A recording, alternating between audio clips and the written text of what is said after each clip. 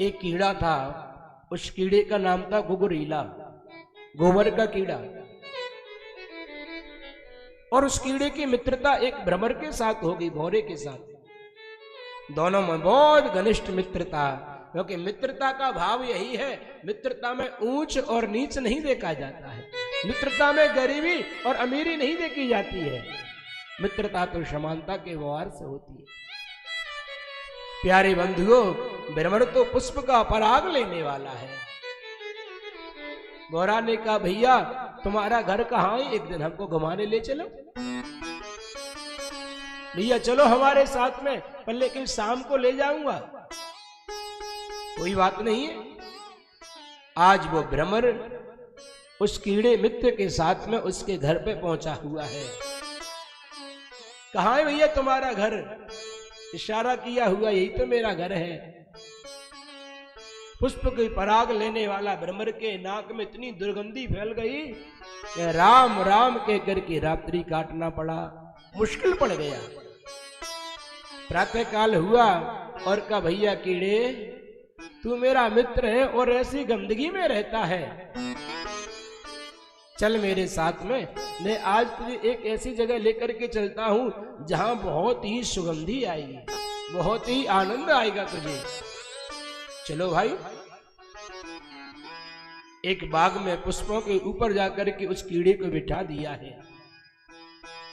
भ्रमर वहां से उड़कर के दूसरी जगह चला गया। आहा, पुष्प में बैठा बैठा कीड़ा बड़ा आनंदित हो रहा है, बड़ा खुश हो रहा है कि आज मेरा मित्र का संग मिला तो दुर्गंधी त्याग करके आज मुझे सुगंधी की प्राप्ति हुई है। एक माली आया और फूलों को तोड़ करके टोकरी में रखा, वो कीड़ा भी फूल पे बैठा हुआ है। मंदिर में भगवान के अर्पण किया हुआ है। पुजारी जी महाराज ने उस फूल को माला में लगाया और माला में लगा करके भगवान के गले में डाल दी। गले में डालने के बाद में कुछ फूल में कीड़ा बैठा, उसको चरणों में जाकर के चढ़ा दिया है। आज वो कीड़ा बहुत ही खुश हो रहा है, प्रसन्न हो रहा है। बड़े ही सौभाग्य की बात है कि अगर आज मेरी मित्रता भ्रमर के साथ ना होती तो न तो मुझे पुष्प का वास मिलता, न भगवान के चरणों का आजवास मिलता। और माली उस पुजारी ने फूलों को उठाया और प्रातः काल गंगा मैया में सब फूलों को बहा दिया है। सब फूल बहते हुए चले जा रहे हैं। बहते बहते फूल जैसे ही गंगा मैया में पहुंचे, भ्रमर ने कहा, मेरा मित्र कहाँ है, जाकर के पता तो लगाओ।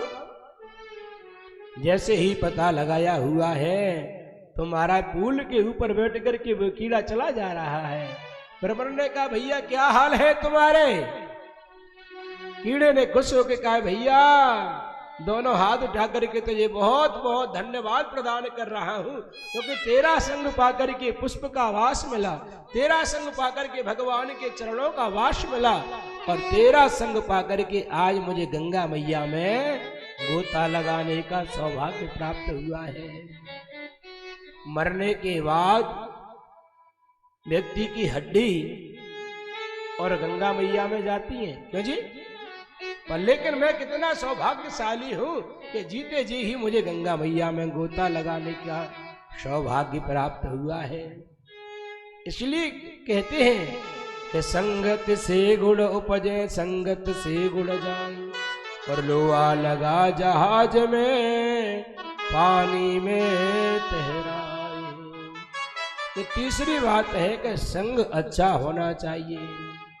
और चौथी बात है प्यारे प्रेमी, जितेंद्रिय। जितेंद्रिय का मतलब यह है कि इंद्रियों पर विजय प्राप्त करनी चाहिए। स्थूले